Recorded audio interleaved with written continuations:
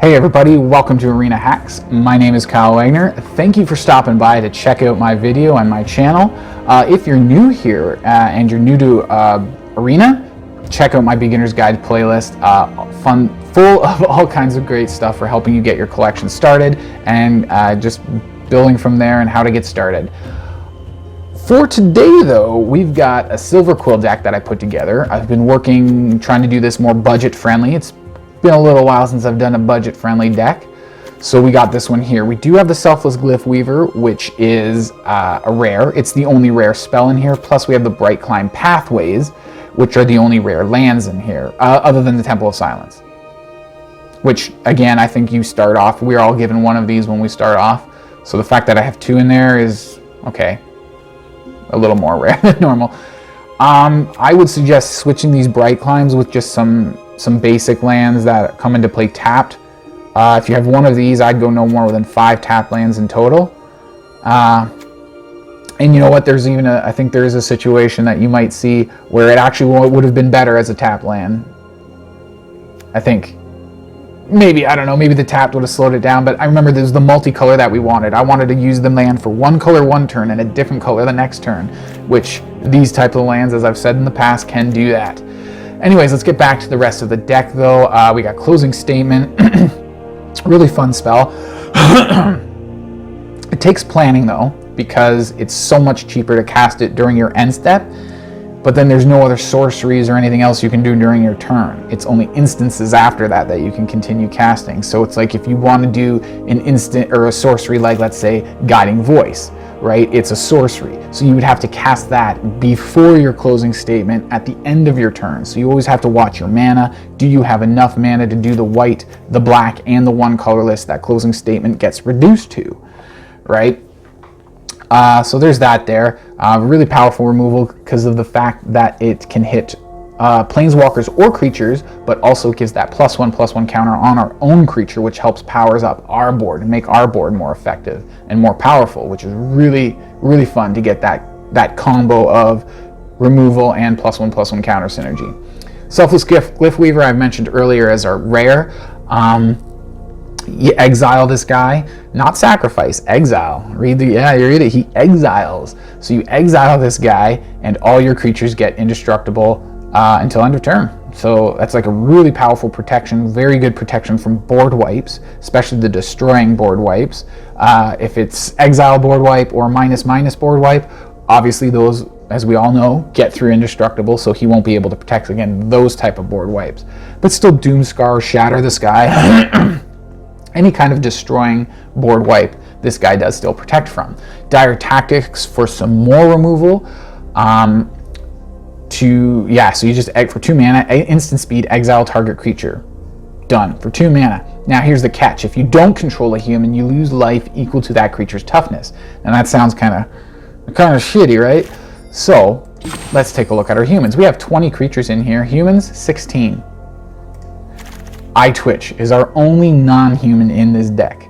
So it is very easy to cast Dire Tactics and not have to pay any life. Very easy. And in that case, it's 2 mana, exile a creature. Not destroy, exile. Very powerful in a deck that has so many human creatures like this. Really powerful. So we come up to the Bloodsky Berserker, another human. Well, like I said, they're all humans, even the Glyphweaver, which I already went over. And then none of these are creatures, so back to the Bloodsky Berserker. Human Berserker, cast your second spell each turn. You get 2 1/1 counters on them. That's pretty freaking dope. I was actually thinking in this deck if there might be a version with Clarion Spirit. This guy is basically the black version of Clarion Spirit. Clarion Spirit's like the white version of this guy, right? They're same mana cost. The Clarion Spirit's a 2/2 rather than a 1/1, but he doesn't grow and get more powerful, which is probably why the Berserker is only a 1/1. For 2 mana, but yeah, they just have different abilities, but they're triggered the exact same way. So I wonder if we're trying to trigger Bloodsky Berserker so much, maybe I should add a Clarion Spirit, because while we're trying to trigger Bloodsky Berserker, we'll also be triggering our Clarion Spirit. We're going wide in the sky, and then a big creature on the ground that just keeps growing. I'm like, that. I didn't get around to doing it. That's just a little note I'm giving to you guys. You guys might want to try that. at some point. I'm not suggesting swapping the Bloodsky Berserker for the Clarion Spirit. I'm just suggesting maybe swap Tempered Veteran for the Bloodsky Berserker. Or not Bloodsky, Clarion Spirit. And again, we have the same mana cost. This is a 1/2, whereas the Clarion's a 2/2.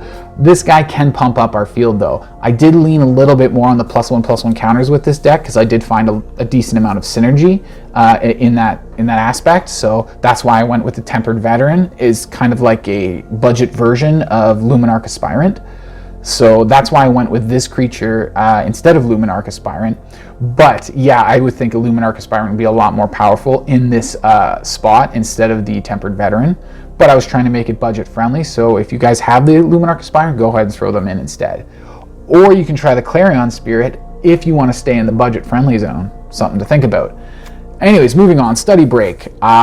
You guys have been seeing me use that a lot lately if you've been following the channel. I've just recently started really liking this card. You get to learn, you get to tap down 2 of your opponent's creatures, so if you do it during their turn, they stay tapped down when it comes back around to your turn. So, and I know I've said this before, but it's very powerful. The timing when you use it, tapping those creatures down, preventing attacks, preventing blockers, and you get to learn. Like, what more could you want for 2 mana at instant speed, right? That's that. Eyetwitch, more learn. A nice little 1/1 that we can throw out there very quickly early game, and it's a creature, it's like one of the best cannon fodder creatures you could have. You don't care if it dies. You almost want it to die, because when it dies, it triggers its ability, right? So you kind of want it to die to trigger its ability and go to your sideboard and get a lesson. Bloodchief's Thirst, I just added extra 2 of those. I think I took out lands because of the curve. Where are we at? 2.1 average. What is this one? 5 mana?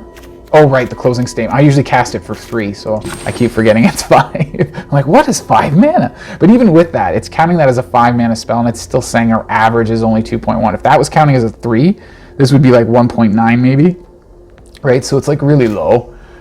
So wait, I needed to stay here.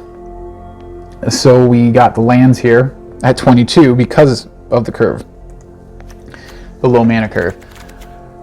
So to replace those lands, I put the Bloodchief's Thirst, because I found my opponents were just kind of beating me on removal. They would remove my creatures, I wouldn't be able to remove theirs, or I'd be a little stuck. I'm like, I just need a wee bit. Like, I have a good amount in this deck. I even have one in the sideboard. We'll get to that.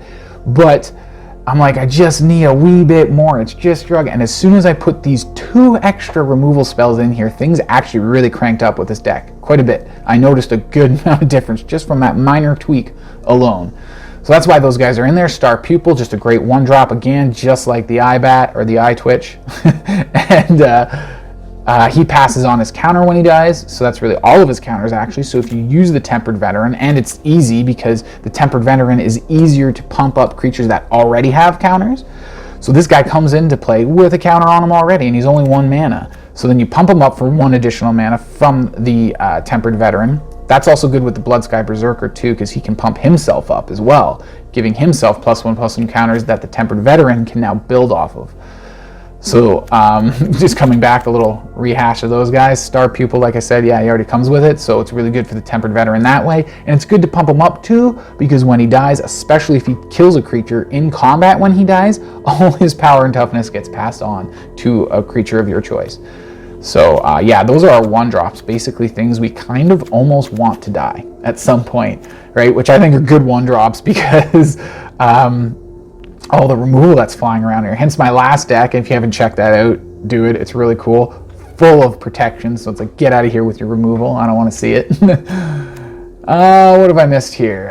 Guiding Voice. Yeah, more learn. That puts our learn up to 12 with the Eyetwitch. 4 copies of Eyetwitch, 4 copies of Study Break, and now 4 copies of Guiding Voice. We now have 12 learn cards in our main board. +1/+1 counter. We've got lots of things in here that synergize with that. And again, by using the Guiding Voice to put a +1/+1 counter on literally anything, we can come back to the Tempered Veteran, and they can then build on that +1/+1 counter with the Tempered Veteran, and you're avoiding that clunky 6 mana cost that the Tempered Veteran has. Yep, so Guiding Voice, and you guys have probably seen me use that before. Really good spell, seen it pop up a lot. Onto the sideboard because of all the learning we have. 7 in our sideboard, and we have 12 learn. it's easy for our sideboard to actually run pretty thin near the end of the game. But anyways, we got some of these colorless spells here for just like contingency, extra removal, and it's powerful removal because it's exile, and it can hit anything that's not a land, so just really powerful stuff, just in case we need it. Same with Expanded Anatomy. It's not really just in case, it's like the +1/+1 counters synergize with the deck. You get the temporary vigilance on top of it, so it really helps to just throw that extra damage in there late game, and you can block with your creature because it has vigilance, right? Attack, and you just pumped it up with 2 +1/+1 counters, so it becomes really powerful, this card, later in the game. And then Environmental Sciences, everybody should know, that's always like usually something you run one of in your sideboard. If you're getting mana screwed, you can use this card to go search for a land of whatever mana color you want. So that's really, or just to get more mana. If you're short on it, you only have 2 and you need more, right? You can use Environmental Sciences for that. And then the rest is just all full of Inkling Summonings. They've got large power, 2 power, 1 toughness, and they're flying, so they have evasion there. So, you know, not bad little creatures to have flying around on your side of the board. A whole bunch of them. That's the sideboard. That's the deck. Let's go check out some gameplay. First, I'm going to do a little quick thing at the store, just something I've noticed that I want to let you guys know. Then we'll get to some gameplay. Okay, so I just wanted to stop here at the store and just show you a little something I've noticed. I think this is the second time I've seen something like this happen. Where you come to the store here, you're on the main page, you're in just the featured section here. When you first click on the store, this is where you come to by default. And you see the daily deals over here. You see it shows cosmetic, pretty standard stuff. But when we go to the deals or click on the daily deals at the bottom here, doesn't matter which one we do. We come over here, see that's the one that they have featured, but we look way over here. What's over here?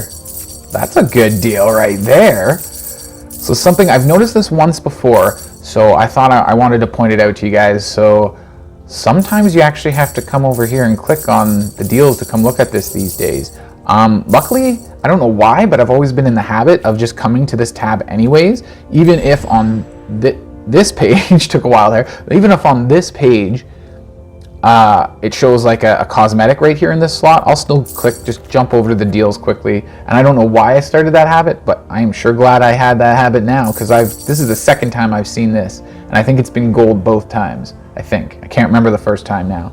At first I thought it was a fluke, but now I see it this time and I'm like, this is, yeah. So like, you don't want to miss this. So if you're just coming to the store and you're looking on their featured tab and you see over here, oh, it's just cosmetic. It's just cosmetic, whatever, we'll leave it, won't buy it. And then you go away, you start playing, whatever, you do your thing, you go to bed the next morning. It's like, oh, did you get yesterday's deal with the gold coins? Like, what gold coins? It was just cosmetic, right? So this is why I wanted to share this with you guys, just to make sure you're clicking on the daily deals tab down here, or clicking on the little button in the circle here, which will bring you to the same, you click that, comes to the same thing. So, and then look at the end here, yeah, like I haven't noticed gems or anything really valuable. I actually haven't seen any gems for sale in the daily deals since Strixhaven started. So, but yeah, this is the second time I've noticed this, so make sure you're paying attention to that. And so now, that being said, let's get to some gameplay. Okay, let's see if this game can be a little more entertaining than the last. Got a first turn, second turn, some removal. Okay.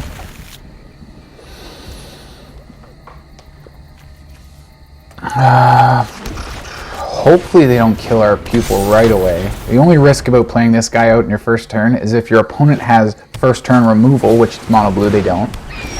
This kind of looks like another starter deck already.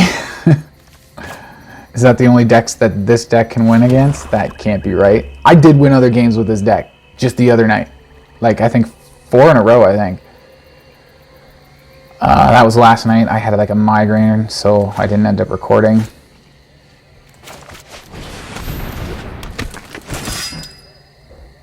Should we attack in? Yeah, see if they'll trade. They probably want their flying to fly over our stuff. Alright, so we get the damage in. Pretty cool. Next turn we have Pathway, followed by Berserker, followed by... Oh, we can't do a double spell next turn. I thought I could.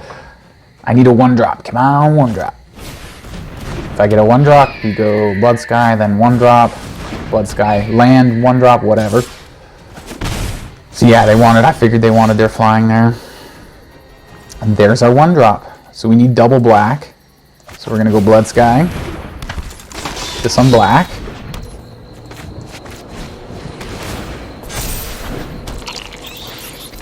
We're going to attack in with this. And if they block it, whichever bird blocks it dies, and we pump up our Eyetwitch. And they're going for it. Here we go. And now we have a defense against their flying. So that's pretty good with me. They might have an unsummon or something not nice to hit our Eyetwitch with. Send it back to our hand. They're going to attack this? Okay, yeah. Come at me. Oh, it didn't come at me. Okay. I could tap down their creatures and then attack all in. Oh, I wish I could double spell, but I don't have enough white mana. I almost regret playing this on black, but I needed the double black at the time. Now I need double white. Everything's got white in it. Alright, well we can go this way, tap out their stuff, get a big attack in. Yeah, let's go with everything too. Let's just go like that. And let's learn this so we can get a double white. And then attack with everybody. Do as much damage as we can. Yeah, they're going to hit us on the backswing, but they're going to hit us with 3. We just hit them with 6. So they're going to be doing half the damage to us that we just did to them. And we have Enviro Sciences coming up, which is going to get us another land of the white color, which then we can follow with a Star Pupil and get a double spell for our Berserker. And if they attack us with anything, then they won't be able to block the Berserker, but they didn't attack us, so yeah. And here's our extra white, so we don't even need this anymore. Can exile something though. Be careful with the white. We do have this guy to pump up at instant speed. So let's just attack in. Actually.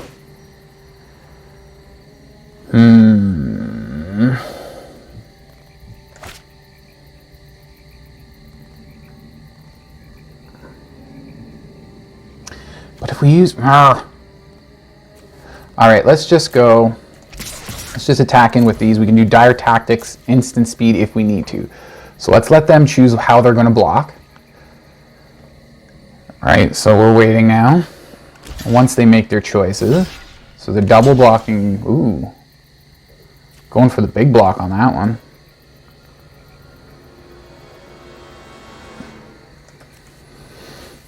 So let's go down there. So 3 will kill these guys. I can go this and then pump him up to a 4/4. I like that. So let's use this. What do we want to exile? I don't know. Let's get rid of this thing. And then we'll go this guy on here. And that gets rid of their field. Although, like I said, this is the mono blue starter deck now. But if you're new to Arena, this is a very beginner-friendly deck. The only rare in it is the lands, the pathways, and I think the Glyphweavers, which we haven't seen this game yet. They're rares as well. So I'm pretty sure these starter decks have similar amounts of rares, minus the lands. I think they usually come with about 3 or 4 rares in it, and this deck I have here has 8, 4 lands and 4 creatures. So it's a little more heavy on the rare than your starter deck, but it's a good next step up. If you're just getting started in Arena now, this is a great deck to go to, because as you can see, it's beating all the starter decks. So, oh, that was douchey. Slowing me down for a turn. That's not nice at all. Let's go this way again. I don't know, another black maybe? Oh, I should have went for white. There's more white in this deck. That was dumb. That was dumb. And I have white in my hand. More white. Let's just throw this down, hold up the guiding voice for next turn. And we did get a double spell to pump up our Berserker. So even though we can't attack with him this turn, we got a bigger one for next turn. That guy can't block with and survive. What was he doing? Oh, he's returning it to my hand though now. Ah. Oh, that's good. That is pretty good.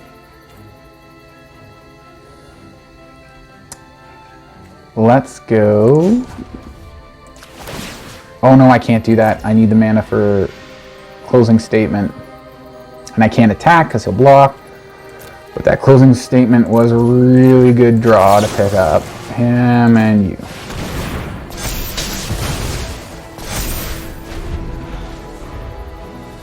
They are putting up a good defense. They keep coming out with defensive stuff.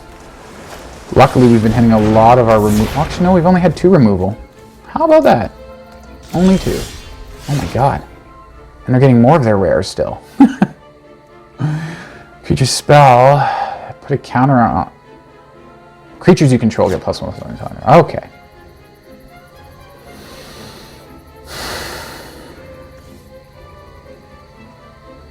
You can use this.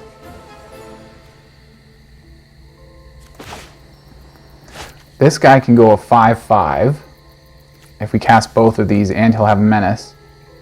But I want to try to kill this thing, make him block and kill it. So let's go this guy for 1. No. Yeah, we'll do this guy for 1, and then I think we'll do this guy for our second turn. He'll be a 5/5 Menace, so that's 5 damage he can't block. And then we'll pump up our Eyetwitch and attack with it as well. With this, I think. Yes, let's do that. We'll also attack with the Pupil, because if the Pupil dies, we get more counters on other things.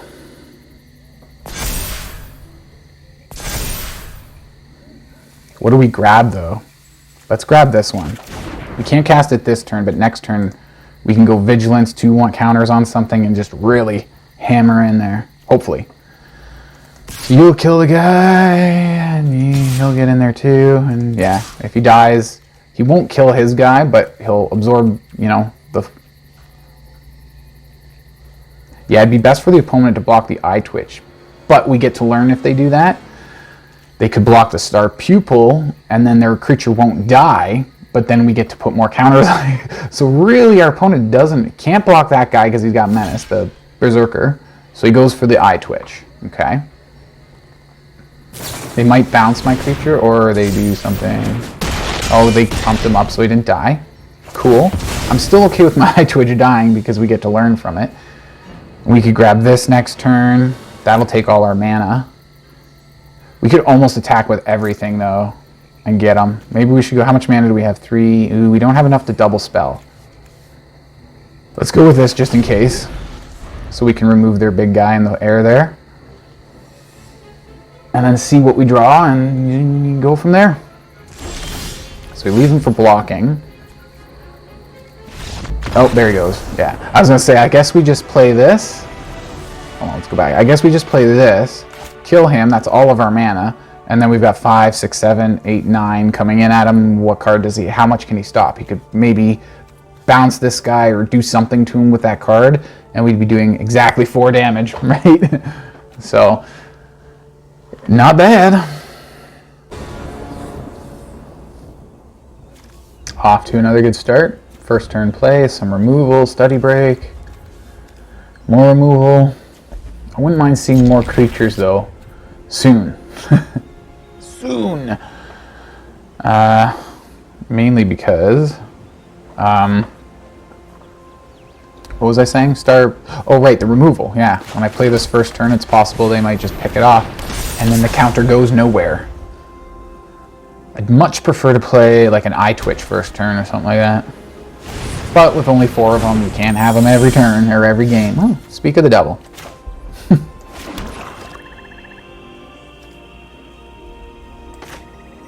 Play it out and then attack with the Star Pupil, I think. And if they block the Star Pupil, I can pump up my Eyetwitch. And if they don't, I'll still trade with their Guide Mother. Guide Mother or Godmother? Guide Mother. Seems weird saying Guide Mother. The Fairy Guide Mother. Selfless Savior. Okay, so they can give that guy indestructible now. So if I block with my Eyetwitch, we could just trade. They do 1 damage flying that I don't block. I do 1 damage flying that they don't block, and so on and so forth.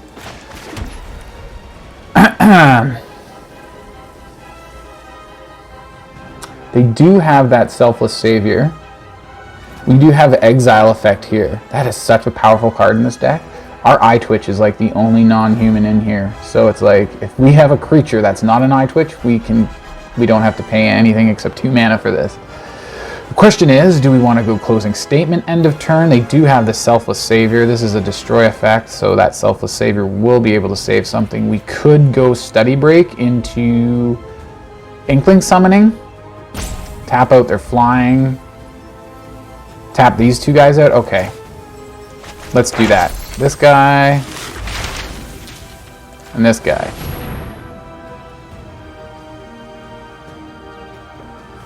And we'll grab Inkling Summoning, or do we want to go something else? Maybe we go with this. Yeah. Because we have 2 white, 1 black. Let's go with this to fix our mana first. So that way for the rest of the game we're like, we can cast 2 black spells. We can cast 2 white spells. We can, you know? Like last game, it was, oh, where's that other? I need a 2nd black mana or a 2nd white mana or whatever. The one with the pathway. That game. Yes. If that game's in this video. I think it will be. I should stop talking about it during this game just in case. Oh, here we go. Everybody, get in there.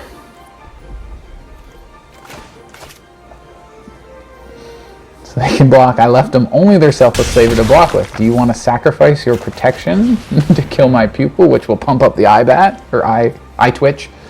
It's a bat. Well, Eyebat. That is its creature type here. Oh, with the slow opponents today.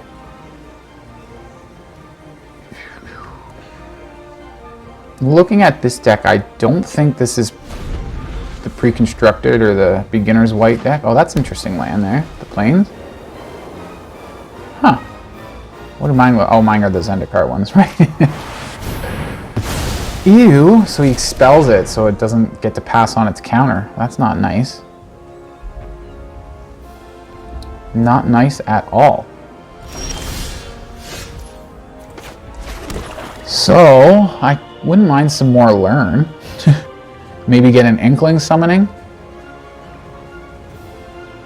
And if we get an Inkling Summoning, and we got that land we wanted too. Right after I get my Environmental Sciences. Is it like every time I do that? Come on. Alright, whatever. What are we doing here for the turn? Attack in with our Eyebats and see if we can learn maybe and get an Inkling, which will do more damage. We've got 2 removal. This one's guaranteed to work because their Savior won't protect against it. If we tack in with everything, we'll have nothing to block with. Odds are they're not going to block, right? They might give it indestructible. Let's do that. No, just 1 attack. Let's see if they give it indestructible, because if they do, if they sacrifice their dog to give it indestructible, we can exile it. Okay, so they're not blocking. We can't use this with their dog on the field, because they're just going to give somebody indestructible, unless we use it to kill their dog. Could do that. No, let's just go for that. No, we can't play a land this turn yet. Let's do it anyways. Let's just have a turn land for next turn. And then we have enough mana for Dire Tactics during their turn. I think I like that. Okay, sounds good. End turn. Like I said, their Selfless Savior will not protect against this because it's exile, and he only gives indestructible.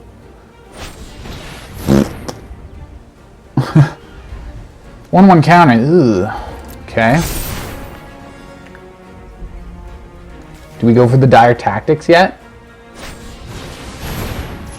Okay, so he's going to get to do that twice. What is this? +1/+1 counter and Vigilance. You can Dire Tactics that. Let's let this resolve first.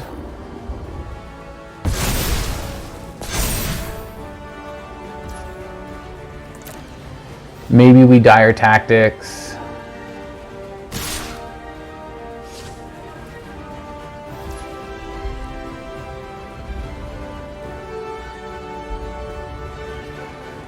Dire Tactics, the giant killer, I guess. You know what? Let's declare a block here. No, we need to get rid of this because it's got too many cats. It's too powerful now. So we'll go this way. That blocks the damage, and we get to learn. They shouldn't care about their guide mother because it's not going to die. Our Eyetwitch can't kill it. I don't know what they're taking so long here for. Maybe you should sack your savior and give this guy indestructible. How about now? Are you going to do it now? You should do it now. Give him indestructible. Come on, do it. No, don't do it. I'm just kidding. Okay, good. He didn't do it. I mean, it'd be good for us if he did, but I would feel bad if I'm like, come on, do it. And then he does something really stupid like that. I'd be like, oh god, I feel bad. I mean, I wouldn't feel too bad.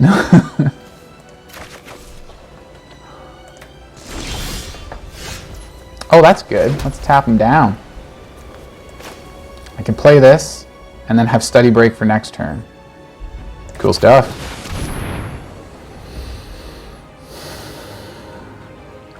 So on their turn, I will tap down their stuff. Get another learn. What do I have in my sideboard here?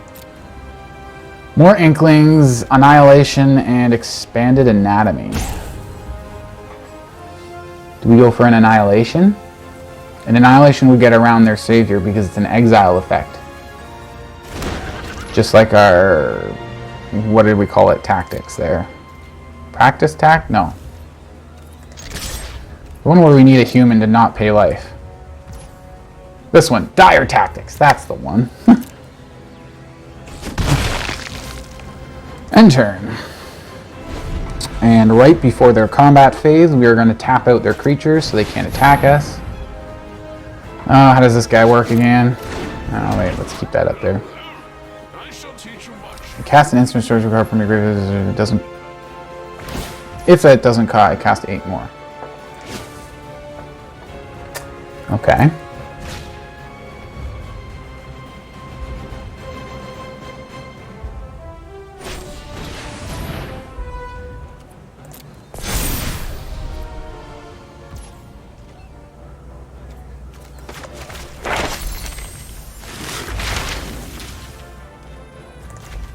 Tap these flyers down so we can get in unopposed.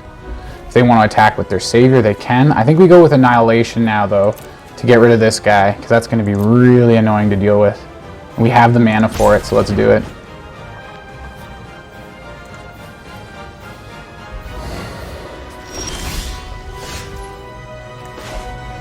That's all the mana we have.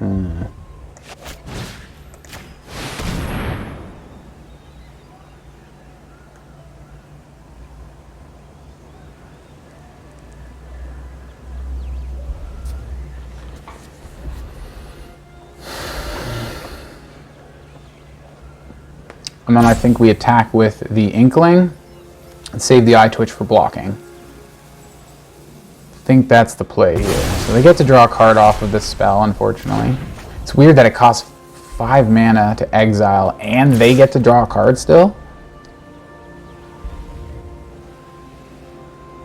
I guess it's kind of 5 colorless though for exile effect. I guess that kind of makes sense then, now that I think about it. Anyways, we attack him with just the one. Yeah, I kind of should leave. Yeah, I kind of want to learn more, get more Inklings or something like that. I really want that Selfless Savior to get out of here so my destroy effects will be more effective. I could just target the Savior with it, and that would force him to either sacrifice it or just let it die, and then I can get a counter on something. Although I need to wait until I untap my mana now. Alright. Now that's bad. That's very, very bad. Now I should have done that earlier. I should have gotten rid of that Savior. Now he's got the Savior and Broodmoth combo. Well, there's one. There's the Savior gone once now. So it'll come back with flying. That's okay.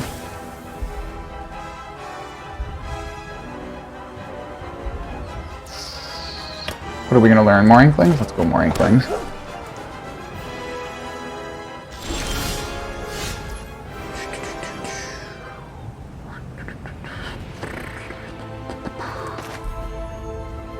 What else do we have? We just have... Our sideboard's running low, isn't it? We're running out of stuff on the sideboard. More Inklings and Expanded Anatomy, which everything I have seems to keep dying, so... That's probably not going to do too good. Oh, I really want to do this. But he's absolutely going to protect his Broodmoth. Yeah, this sucks. I need more stuff. I should have targeted that Savior with one of the exile effects. We can go this way, tap them out on their turn and get another learn. Maybe do Expanded Anatomy. Yeah, let's hold up the Study Break for their turn.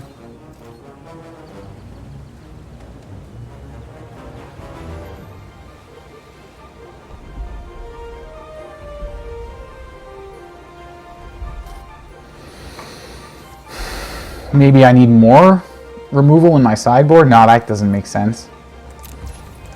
Simply because like I have like 8 removal in the deck, in the main deck. So it's like, and I do have that 1 removal in the sideboard. So it's like I don't want to clutter up the sideboard with removal. But what did we get from our main deck? Just this one, and the other one we have in our hand. Man, that's sideboard. So, and then this one is all we got. Jeez, they just have it all, don't they?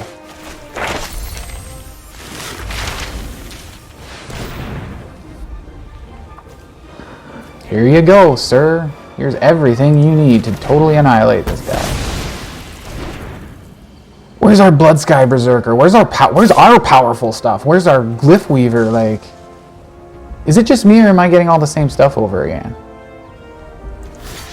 You know what? This might be our opportunity. It depends on what that card is and what they play. This might be our opportunity to get rid of that Broodmoth. Yep. Let's play this guy. Oh no, you don't have enough mana to cast this. We'll just cast it end step. Because it's cheaper on end. So end, and it gives us a moment to kill that. Please don't have what you need in your hand. Please have jank? I don't know. Just let it resolve. Come on. No, of course not.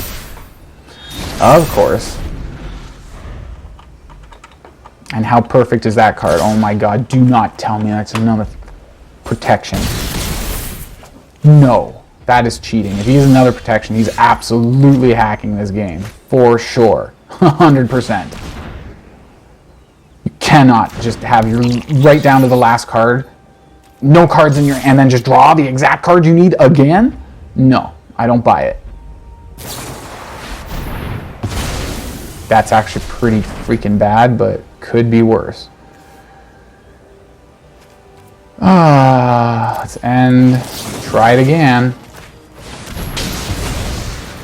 Get rid of that damn thing. You better not just play another one. I was gonna say, like, that's, oh man, the luck this guy's been having.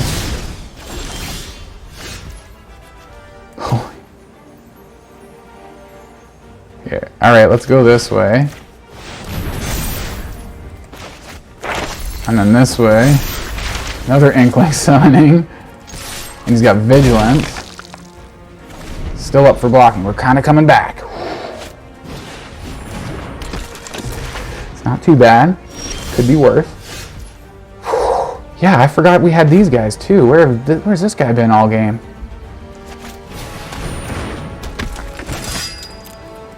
See if he lets this damage go through. He does. Play with the Inkling. Hopefully they've stopped drawing all their good stuff.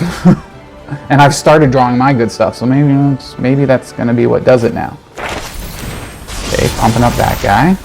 We only have 5. Well, they're only down to 3 health too, so we're neck and neck right now. I can't block with my Eyetwitch. I'm probably going to be forced to block this guy, which is going to suck.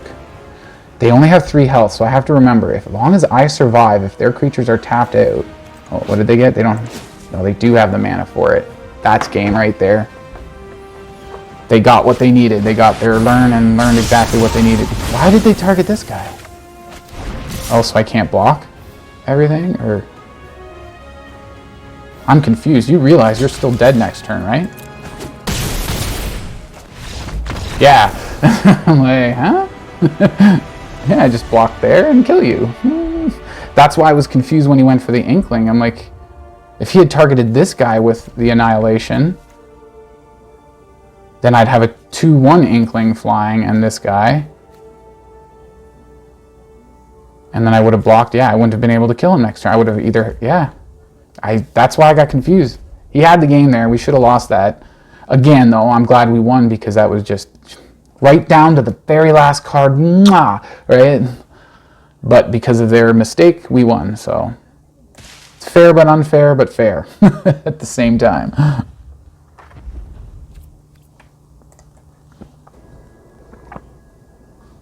Sweet. I don't mind this hand at all.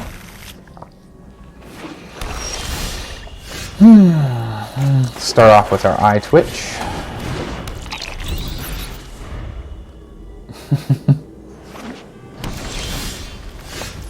Another black mana. What should we do? I think we should go Guiding Voice, get 2 damage in there, get some learn going. What do we grab though? I think we're looking pretty good for lands down here for now. So let's go with an Inkling Summoning. Get some more flying stuff with power. The Inklings are kind of nice because they have 2 power and 1 toughness, so they actually do get a decent amount of damage across, and flying, of course, as well. All right, looks like we're up against Witherbloom here. Ugh. Stupid Witherbloom.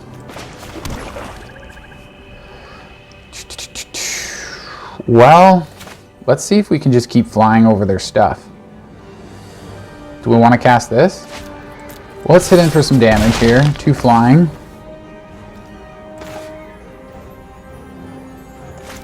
I could go Bloodsky Berserker into Star Pupil, except it's not tapping the right mana. I should do that actually, but I have to manually tap because it won't leave my white open for my Pupil. There we go. Now we're getting the battlefield. That was a really good first 3 turns here. Oh, that's not good for us, though. We could kill it. No, we can't. We need more mana. Oh, we have the mana. We have 4 mana, and that's 2 black. Yeah, that's what we need for Bloodchief's Thirst. But that takes every bit of mana we have to kill their big guy.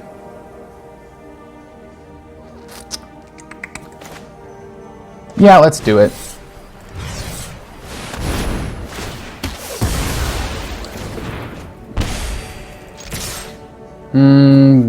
Do we want to offer this guy up yet? Not yet.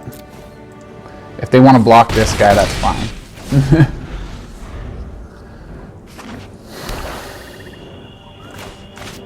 Ooh, we don't have our protection out yet. That was good getting that. What is that, Demagoth Titan? Yeah, that was good getting that.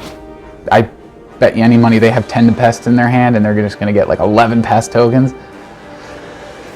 Graveyard to your hand for 4 mana, and it's a boast ability. Okay. 2 mana for this. Ooh, I can't double spell this turn. That sucks. 3 mana for this, 3 mana. This is gonna take 3 mana on end step. Ugh. And I don't have the mana for it now. Okay, let's just go this way. Get that out. Fly over top. Do I attack with this? They can kill. I kind of don't want him to die. Maybe let's attack with this and see if I can get a counter on the Bloodsky, maybe? See if I can move a counter around? Not yet. Let's just hit for 2 in the air. They're down to 10. We're at 19. I mean, oh shoot, what do you call it again? Witherbloom deck, they can tend to explode a lot. So, although we took out their explosive element here to get like a ton of Pest tokens, so it should be pretty hard for them to just go off. 4 damage coming at the face. We can block 1 and pump up our Bloodsky, which I actually don't mind. Or block 3 damage. This guy dies. So we'll throw this onto the Bloodsky Berserker. He has the potential to get Menace if we can double spell in a turn. And this way he's a 4/4, so any 1 creature that blocks will die to it, unless he loses here. Yeah, he exiled it or something. Didn't get a chance to read that. Draws a card. Oh, I think we got to draw a card because he paid 2 instead. Yeah, exile target creature. Planeswalker. Okay, so that was pretty good for you. Can use this to get his stuff back with boasting. And we'll have 2 mana left after this. We just get some good removal here. We can go this way, attack in with our flying, and then maybe do a closing statement on end step.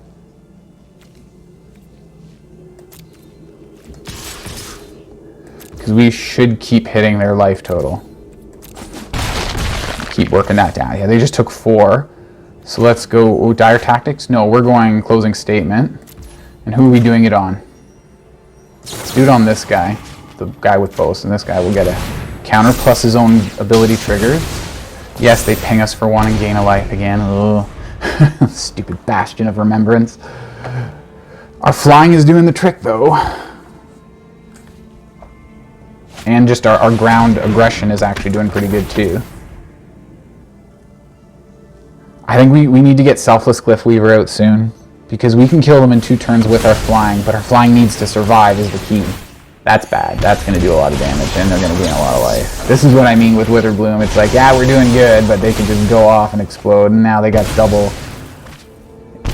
Okay, well, their health did go back down to what it was. They can only attack with 1. That'll die. No, it won't, because it's got Menace. I can't block it, right? Back up to 8. That's still a 2-turn clock. What do I have to do for this ward? Pay 3 life.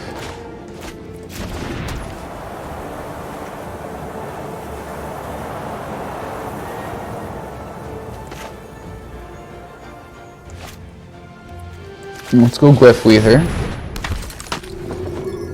And we can pump this guy up by playing our second spell. If we attack with all, they have to block.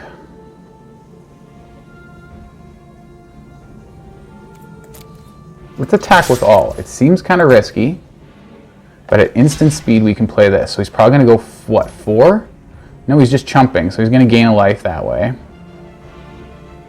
That sucks. Maybe I shouldn't have done that. I forgot about these guys gaining life. Shoot, that's going to give them an extra turn. They're probably going to gain life during their turn anyways. But what do I want to do? This thing? I kind of want to do the witch. Let's do one of the witches. Yeah, I'll take 3 life for that. That might be bad. Yeah, okay. I was going to say, I thought I said yes already to that. Should have probably done that first, so we would have had to double block. He's going to gain 2 life back now, so these guys won't do the trick. 5. He attacks all out. Yeah. 6, 7, 8. Yeah, I can block any one of them though. That works. Gives them another pest. Yeah, this is what I mean. We're in a position now where we need a board wipe to get back from this. Like, I don't think they're going to gain too much life. Our flying isn't going to be able to take them down or race them fast enough. Especially if they keep attacking us with our pests. We have to then block them. Their pests in order to survive. Yeah, man, they just keep getting it all too. Must be nice.